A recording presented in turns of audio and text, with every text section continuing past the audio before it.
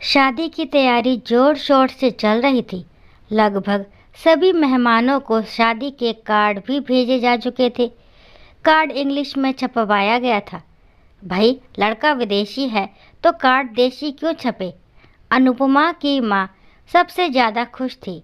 जब भी किसी का फ़ोन आता तो अपनी बेटी की शादी एक एनआरआई लड़के से होने की बात सबसे पहले बताती। सोसाइटी में उनकी इज्जत भी काफ़ी बढ़ गई थी। कुछ पड़ोसन तो जलने भी लगी थी। एक ने तो यहाँ तक कह दिया, इनकी तो जबान ही बदल गई है। हर लाइन में एक दो अंग्रेजी के शब्द डाल ही देती है। एक कहावत है, उसी को चरितार्थ कर रही है, देसी चूहा विलायती बोल। अनुपमा के पिताजी बाहर बरामदे में बैठे कुछ सामान की लिस्ट फाइनल कर रहे थे। अंदर से अनुपमा की माँ की जोर जोर से डांटने की आवाज़ आ रही थी। वह हाथ में डायरी पेन लिए सीधे अंदर आए तो देखा उनकी पत्नी अनुपमा को डांट रही थी। अनुपमा चुपचाप नज़रें झुकाए खड़ी थी। पापा को देखते ही उसकी आंखें भर आई।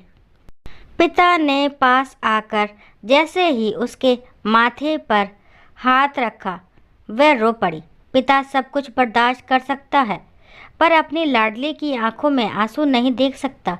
वह आपे से बाहर आ गए और अनुपमा की माँ पर चिल्लाकर बोले, क्या हुआ जो इस पर नाराज़ हो रही हो तुम? क्या किया है इसने? ये पूछो कि क्या नहीं किया। 2 महीने से अंग्रेजी की कोचिंग ले रही है, पर कोई बदलाव हो पाया है क्या? पैसा व्यर्थ जा रहा है। कितनी बार समझाया है कि घर में भी अंग्रेजी में बोलो, प्रैक्टिस हो जाएगी।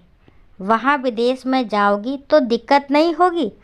पर नहीं, इसको तो गंवार रहने का तमगा लेना है बस। हमारे स्टेटस का भी ख्याल नहीं है। आज तो हद ही कर दिया इसने। वर्मा जी की घर पूजा में गई थी।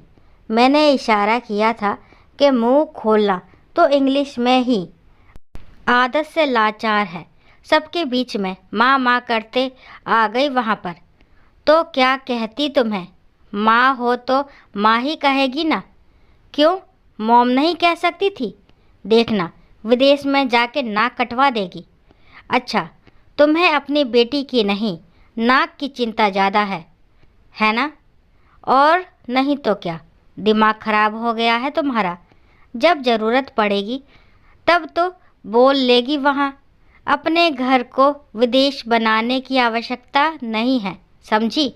खबरदार जो आइंदा से इसे कुछ बोला तो हम अपनी बेटी को अपने संस्कार और संस्कृति के साथ भेजेंगे। एक बात और बताओ, विदेशी जब यहाँ आए थे तो क्या उन्होंने आने से पहले वहाँ हिंदी की कोचिंग की थी क्या? अनुपमा पापा से लिपट गई। उसे समझाते हुए उन्होंने कहा, बेटा बिल्कुल भी चिंतित नहीं होना। तुम्हारी माँ के जैसे ही कुछ लोगों की वजह से हमारी मातृभाषा आज भी सिसक रही है।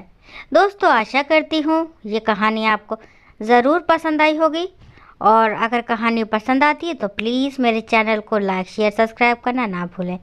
और इस कहानी के बारे में आपके क्या विचार है कमेंट बॉक्स में ज़रूर बताएं। कहानी को लास्ट तक सुनने के लिए थैंक यू। राम राम, राधे राधे।